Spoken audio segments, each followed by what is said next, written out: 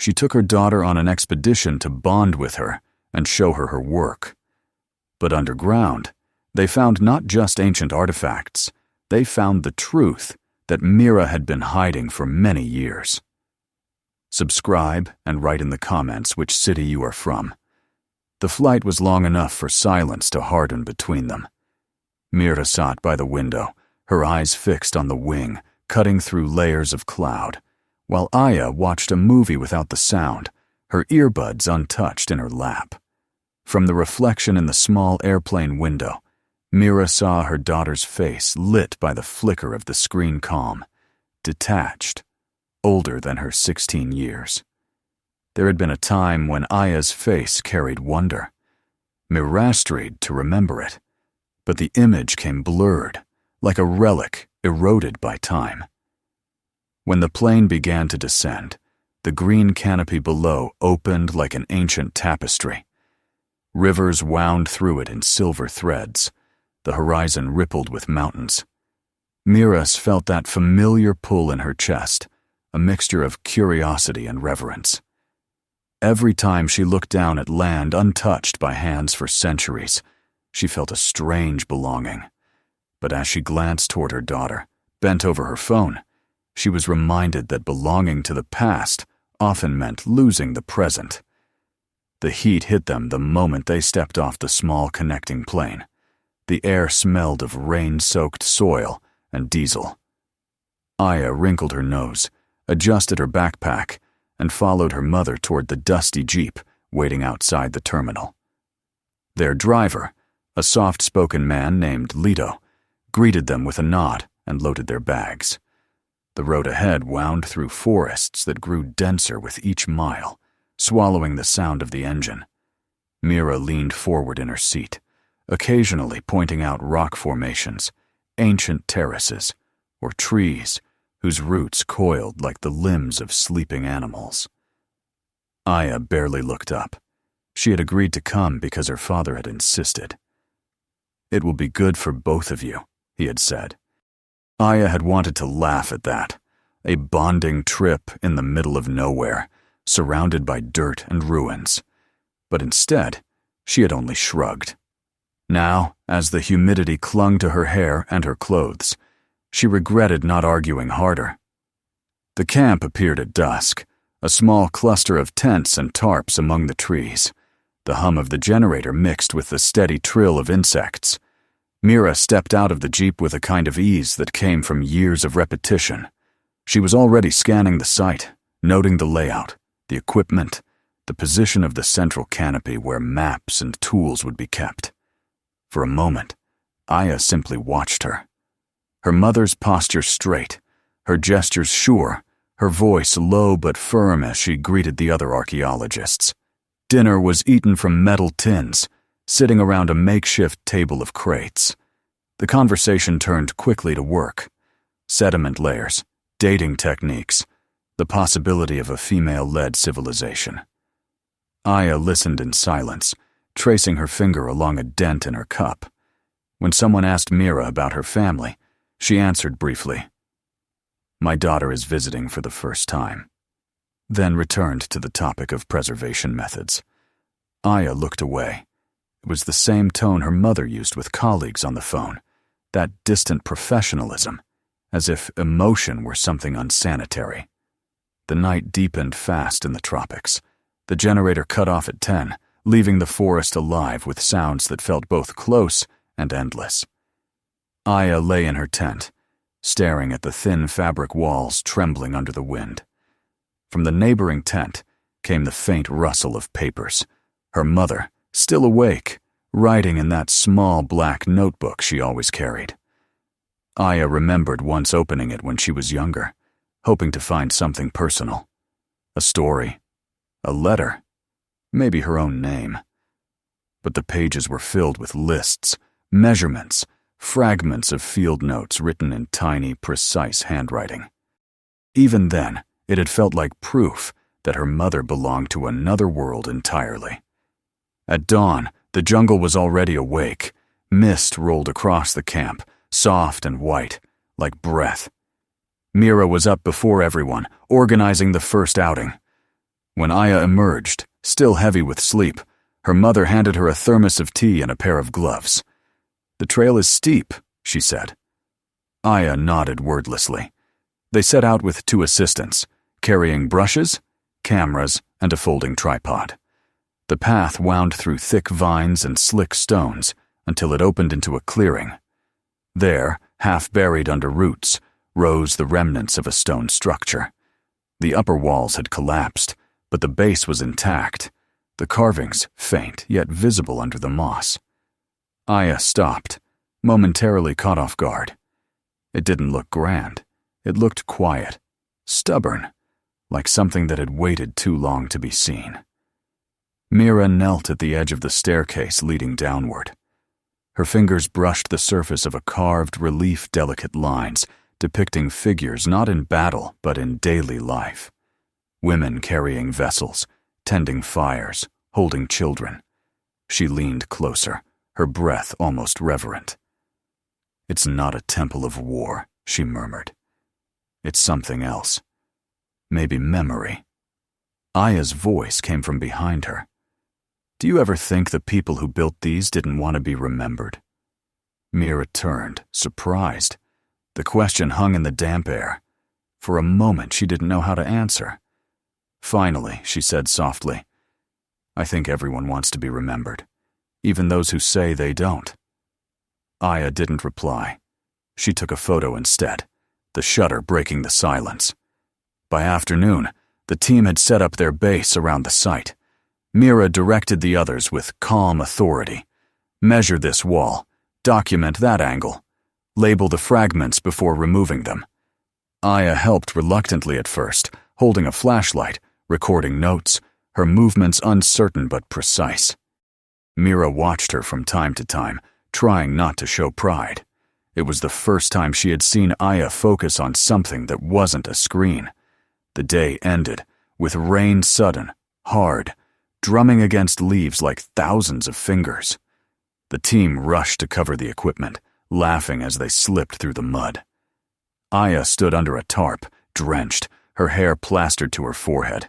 For the first time, she was laughing too. Mira, seeing it, felt something loosen inside her chest. That night, the rain didn't stop. It came in long waves, tapping on the tent roof like a pulse. Mira sat with her lamp dimmed, writing in her notebook. The day's notes filled 2 pages, but the words she wrote last weren't about soil or relics. They were short, almost hesitant. She laughed today. She closed the notebook quickly, as if caught in something private. Outside, Aya stood under the edge of the canopy, watching lightning break in the distance. She could see the silhouette of her mother's tent glowing faintly from the lamp inside. For the first time, she wondered what it would be like to understand her, not as the absent woman she'd resented, but as someone who had simply never learned to stop searching. Over the next days, the rhythm settled. The team excavated the upper structure, revealing steps that led into darker chambers below. The deeper they went, the cooler the air became, carrying the scent of stone and time. Aya began to move with more confidence, labeling artifacts, sketching outlines. Sometimes, she even asked questions that Mira didn't expect. "How do you know when to stop digging?" she asked one morning. Mira paused, wiping sweat from her temple. "When you stop learning," she said. Aya frowned. "That's not a real answer." Mira smiled faintly. "It's the only one I have." In the evenings, they ate together, but not as before. Aya now sat beside her mother, helping her organize photos on the laptop. Their talk was mostly about work, the carvings, the layers of soil, the strange balance between fragility and endurance in everything they touched. Yet beneath those conversations grew a quiet thread of familiarity, fragile but real. One night, Aya found herself watching her mother's hands. They were rough, with faint scars from tools, but precise, careful. She realized those same hands had once buttoned her school uniform, brushed her hair, held her feverish forehead years ago. She couldn't remember the last time she had allowed herself to think of that. A few days later, they uncovered a lower platform with a narrow descent. The space below had been sealed by centuries of sediment, and opening it felt like trespassing into sleep. When the first light fell through the gap, Aya felt her heart beat faster. For the first time, she understood what her mother meant when she said the earth remembers. They descended together. The chamber was wide and quiet, its walls breathing dampness.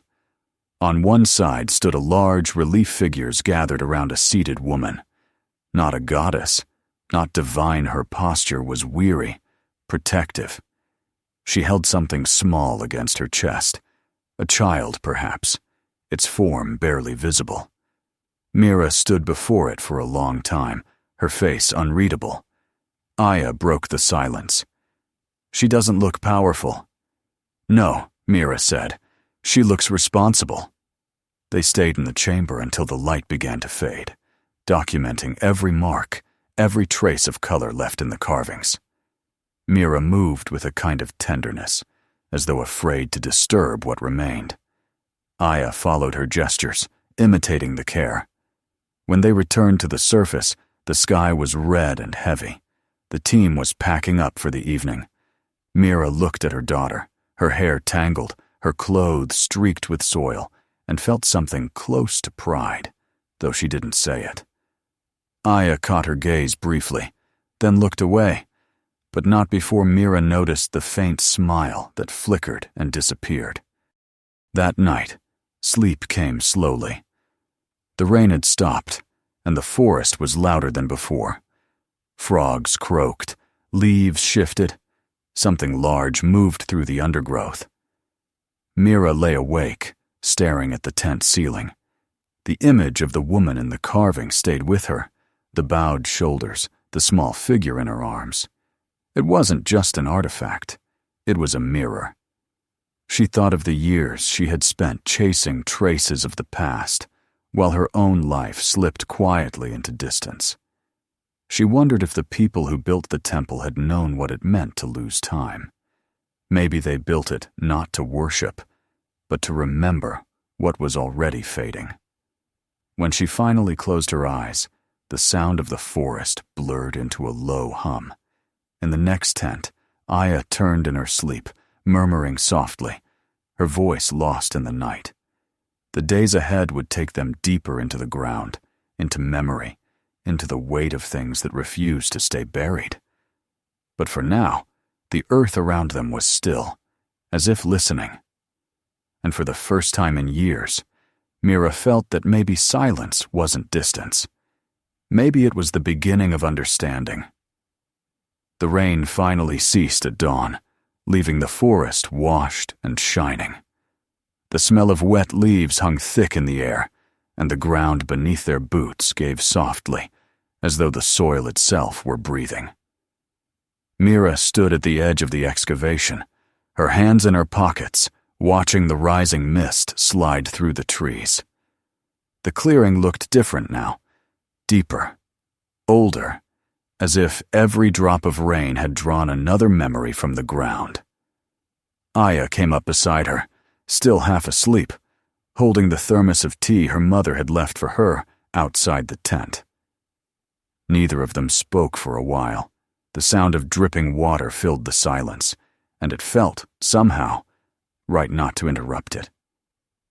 Over the next days, the team focused on opening the lower passage beneath the main platform. The stairway was narrow, and the walls pressed close, covered in a strange pattern of carved lines. When the light touched them, the shapes resembled strands of woven fabric, and Mira thought of the textile traditions of forgotten cultures, how every thread carried a story. She called for Aya to take photographs, reminding her to capture both wide shots and details. Aya worked carefully, crouching low, moving her camera as if she were sketching with light. There was a steadiness in her movements that Mira hadn't seen before. Each time their eyes met, there was less guardedness between them, as though something unspoken had begun to heal. Inside the chamber, the air was cooler, heavy with the scent of minerals and roots. When they set up the lamps, the carvings came alive in amber light. Figures appeared across the walls.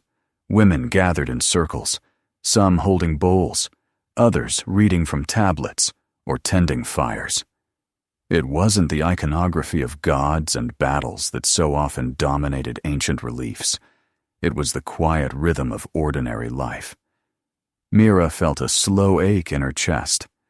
She had studied hundreds of temples, countless artifacts, but rarely had she seen such tenderness captured in stone. These people didn't worship power, she said, almost to herself. They honored continuity. Aya lowered her camera. Continuity, she asked. The thread that keeps things together, Mira said. Not conquest, not fame, just what survives when everything else falls apart. Aya considered that, then nodded slightly, as though she understood more than she wanted to admit. She went back to her work without another word. The days grew into a pattern: early mornings, long hours underground, evenings filled with cataloging and data entry. The forest became their constant companion, its heat, its noise, the slow closing of light each afternoon. At first, Aya kept her distance from the others, but soon she began sharing jokes with one of the younger assistants, helping label fragments and measure soil depth. Mira watched without interfering. There was pride in seeing Aya adapt so quickly, but also a small sting. This reminder that her daughter didn't need her as much as she used to. One afternoon, while sorting equipment in her tent, Aya found an old cardboard box pushed beneath the cot. It was filled with papers, folded maps, brittle pages, and a small, leather-bound notebook. The handwriting inside was elegant but shaky. Names, dates, coordinates, notes about excavation layers. Near the end, the lines grew uneven, rushed, as if written in haste. She turned a page and froze. One entry mentioned the same coordinates as their current site, written 30 years earlier. Below it, a single sentence. She insisted we go deeper tomorrow. The supports aren't ready. Aya frowned. She flipped through more pages until she found the last dated entry. It stopped mid-sentence. She didn't know why, but her chest tightened. She carried the notebook to her mother. Mira was sitting outside, sketching a map. When Aya placed the notebook beside her, she recognized it instantly. For a moment, her face lost all color. She reached out, touched the cover, and withdrew her hand, as though it burned. Where did you find this? In your tent, Aya said. Whose was it? Mira hesitated. My professor's, she finally said. He was leading an expedition here when I was a student. The site collapsed. He didn't make it out. Aya studied her mother's face. Were you there? Yes. The word was quiet, almost swallowed by the forest. I argued with him that day. I wanted to stop. He wanted to continue. Or maybe it was the other way around. I don't even know anymore. We found part of the same stairway you've been photographing. He said it was safe. I said it wasn't. Hours later, the ceiling gave in. The silence that followed felt heavy, not awkward, but filled with something raw. Aya opened her mouth, then closed it again. For the first time, she saw her mother not as a figure of certainty, but as someone burdened by what time refused to erase. That night, Mira sat alone long after the others had gone to sleep. She held the notebook in her lap and turned its pages by lantern light. The paper smelled of mildew, and the ink had faded in places, but the words were still legible. As she read, memories came in fragments, the echo of falling rock, the choking dust, the desperate digging afterward. She had buried that memory beneath work, achievements, conferences, and years of pretending the past was research material, not guilt. Now, in the quiet of the jungle, it returned whole.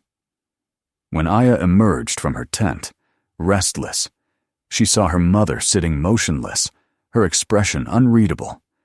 She almost went back inside, but then decided to sit beside her. They didn't talk. The notebook lay open between them. For the first time, their silence wasn't a wall, it was a bridge. The following morning, the team prepared to enter the lower tunnel again. The ground had dried, but the air still carried the smell of yesterday's rain.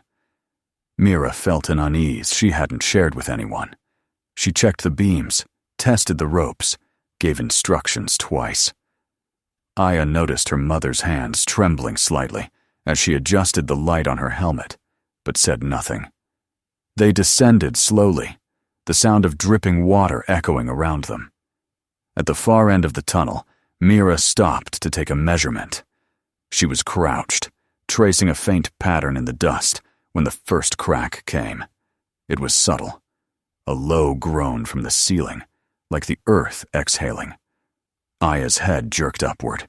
"Mom!" she began, but the rest was lost in the roar of falling stone.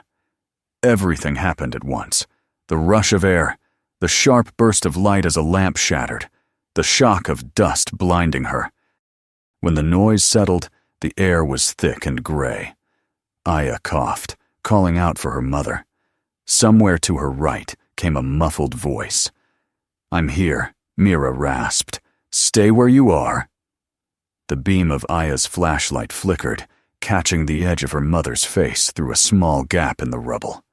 Between them lay a pile of rock and splintered wood, sealing the passage they'd come through.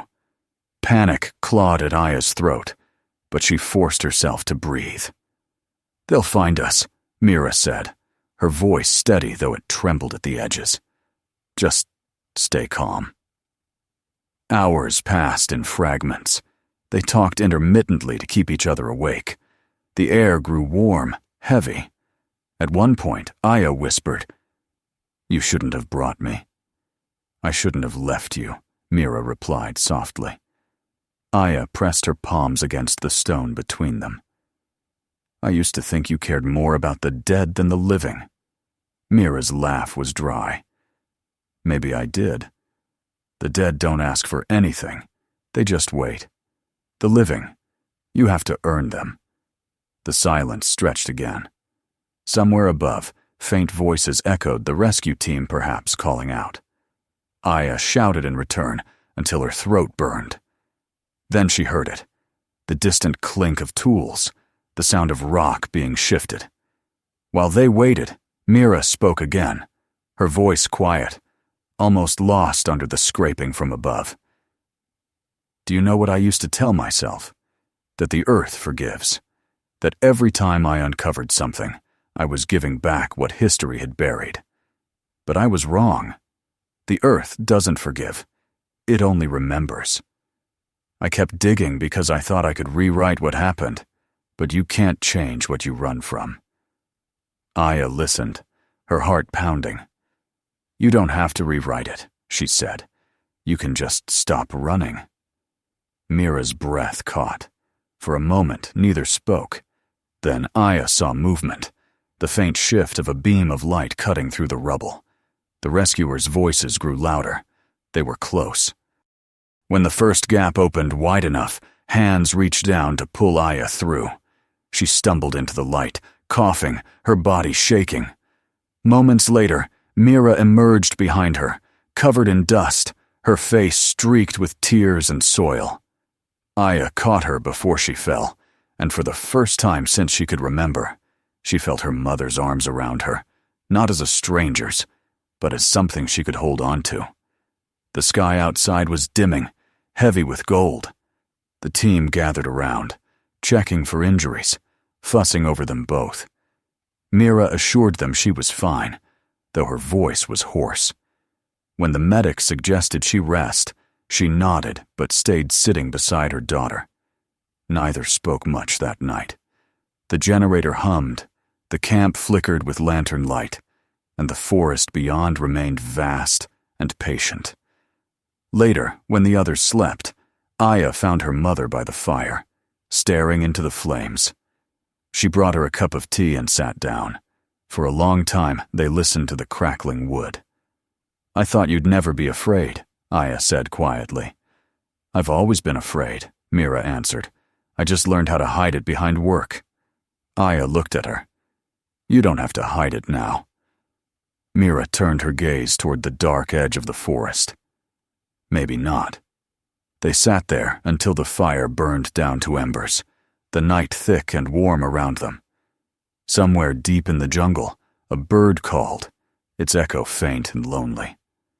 Aya thought about the carvings on the wall, the woman holding a child, the weight of responsibility carved into stone.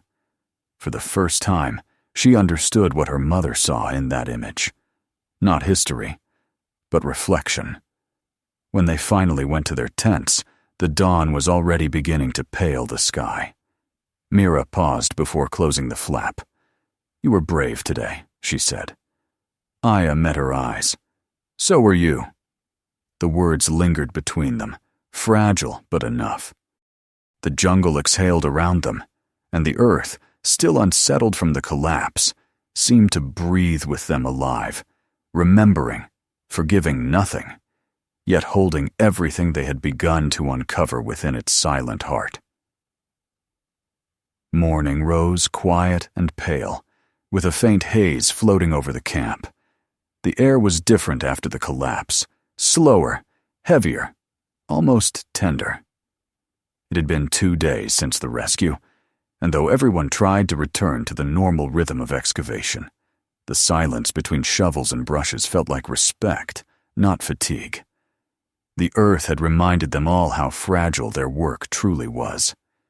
Mira moved more carefully now, her steps deliberate, her tone softer when she gave instructions. She no longer pushed the team to dig deeper. Instead, she focused on documenting what they had already found, as if depth no longer meant progress. Aya spent those mornings beside her, helping organize fragments and catalog notes. She had stopped wearing her headphones. The jungle's endless sounds had replaced the need for music. Sometimes, when the air shimmered with heat and stillness, she would glance at her mother and catch her looking back with an expression that was new, something between gratitude and peace. It felt strange, almost delicate, like discovering a language neither of them knew they had been learning. The lower tunnels remained sealed. The local authorities had declared them unstable, and Mira didn't argue. Instead, she spent the following days reviewing the images they had captured. The carving of the woman holding a child appeared on the screen again and again, the stone lines softened by light. Aya watched over her shoulder as Mira adjusted the brightness, zooming in on the faint traces of pigment that had survived centuries underground. Do you think she was real? Aya asked one afternoon, breaking the quiet. Mira didn't look up from the screen. Maybe.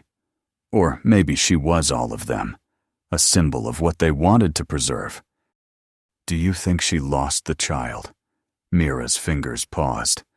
Perhaps. The way her hands hold him, it looks like someone who knows what it means to lose.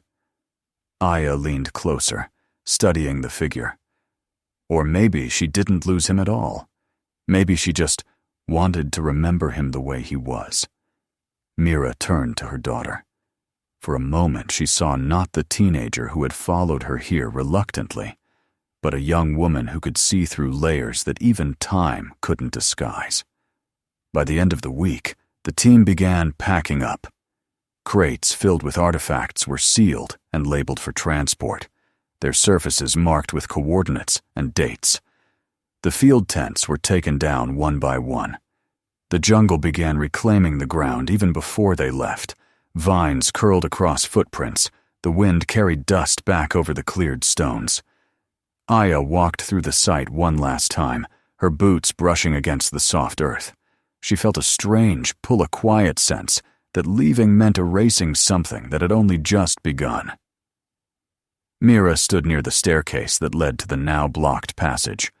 She touched the top step, tracing its edge with her fingertips, and whispered something Aya couldn't hear. Then she straightened, took one last photo, and turned toward the trucks waiting at the tree line.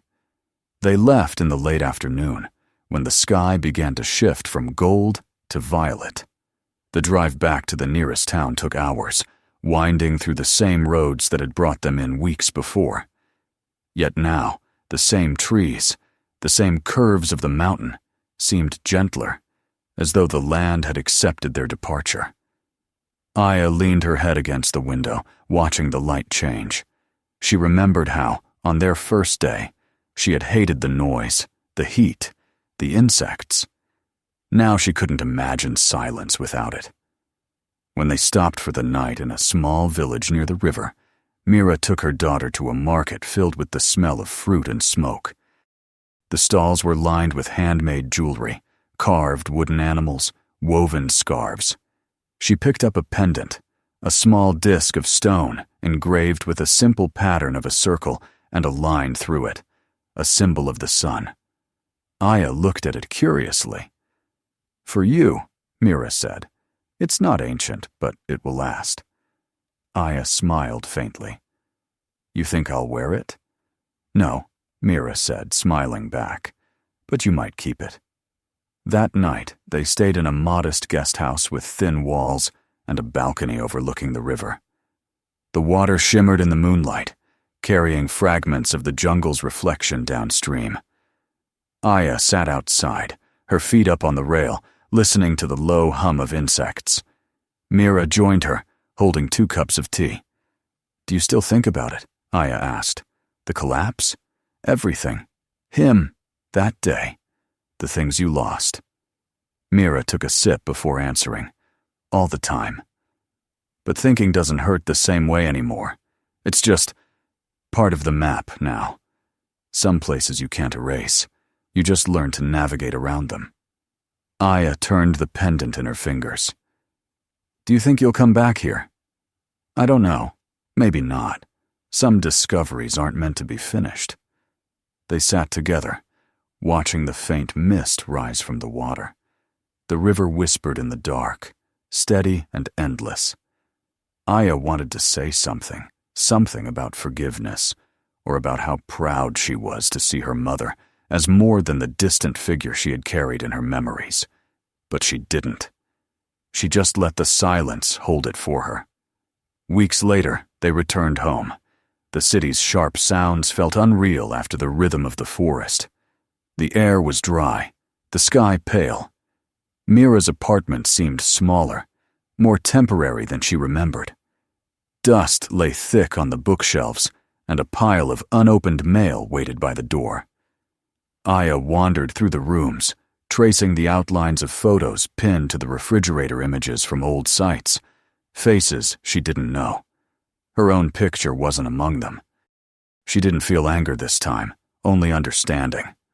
People leave traces in different ways. Over the following days, Mira worked from her study, preparing her final report for the university and museum board.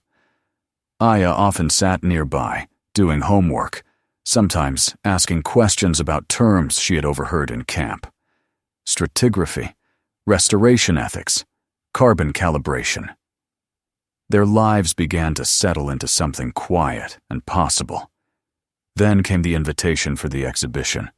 The museum wanted to feature the expedition's findings as part of its summer program: artifacts, photographs, and a detailed reconstruction of the temple's central chamber. Mira hesitated before accepting. She wasn't sure she wanted to stand under bright lights, answering questions about discoveries that felt too intimate to display. But Aya insisted. "You should show it," she said. "You didn't just find pieces of the past. You found yourself." The opening day was warm, with sunlight streaming through the glass dome of the museum. People moved slowly through the exhibition, whispering, reading labels, pausing in front of the larger photographs. Mira stood near the entrance, dressed in a simple black jacket, greeting colleagues and reporters. Aya stayed in the background, camera in hand, watching. The central hall was dimmer, designed to mimic the tone of the excavation site. The sound of soft wind and distant water played from hidden speakers, creating the illusion of depth. In the center, under a pool of light, stood the most striking piece of the exhibit, the stone slab depicting the woman with the child. The cracks in the surface had been stabilized, the contours cleaned, but the wear of centuries remained. The plaque beside it read, "The Unknown Guardian. Civilization. Undetermined. Estimated date. Pre-colonial. Symbolism. Continuity and memory." Mira stepped closer, her breath catching as she read the smaller line below. It was new, added after she had approved the drafts. She bent slightly and saw Aya's handwriting, printed neatly beneath the description. "Not all names survive. Some become what holds us together." Her throat tightened. She turned, found Aya standing a few steps away, and smiled. Neither said a word. They didn't need to. The crowd moved on, murmuring about technique and preservation, but Mira barely heard them. Her gaze stayed on the stone, on the way the light carved shadows into its surface. She thought of the years she had spent chasing stories through dust and ruins, believing that truth lived in what was buried. Now she knew it lived in what endured. The difference was subtle, but it changed everything. When the evening ended and the museum began to empty, Mira and Aya remained a little longer. The staff dimmed the lights, and the hall grew still. The relief stood alone in the glow of a single lamp. Mira reached out, brushing her fingers along the glass, not to touch, but to acknowledge. Aya stood beside her, the pendant she'd bought in the village now hanging from her neck. On their way out, Aya said, "You know, she looks like you." Mira laughed softly. "That woman? She's thousands of years old." Aya shrugged. "Still looks like you." "Maybe she looks like all of us," Mira said. Outside, the city lights shimmered in the dusk. Cars moved slowly along the street, their reflections trembling in the museum's glass facade. The air smelled faintly of rain, as if the forest had followed them back, just a trace carried on their clothes and in their silence. That night, back home, Aya sat at her desk, flipping through the photographs she had taken, Mira standing at the excavation, both of them covered in dust, the carved stones, the river at sunset. Each image felt like a piece of something whole. She chose one of the photos, the one of Mira kneeling before the relief, and pinned it above her bed. Then she turned off the light and lay down, listening to the faint city hum. In the next room, Mira couldn't sleep. She opened her field notebook and turned to the last page, the one where she'd written a single line weeks ago. She laughed today. Beneath it, she added, "We left the temple intact. Some stories are stronger when unfinished." She closed the notebook and looked out the window. The city stretched beyond the glass, vast and glowing, and for once, it didn't feel foreign. She thought of the temple, of the carving, of her daughter's steady gaze. The past, she realized, had never been about the dead. It had always been about the living who choose to remember. In the quiet of that thought, the world seemed to exhale, a soft, unseen rhythm connecting the dust of the earth to the pulse of her own heart. Aya shifted in her room, murmuring something in her sleep, and Mira smiled. What remained, after everything, wasn't discovery or fame. It wasn't the preserved stones or the museum lights. It was this, a thread between two lives, fragile but enduring, woven from silence, forgiveness, and the simple decision to stay. If this story moved you, don't forget to subscribe for more. Watch the next one, and share this video with someone who still believes that every place holds a story worth remembering.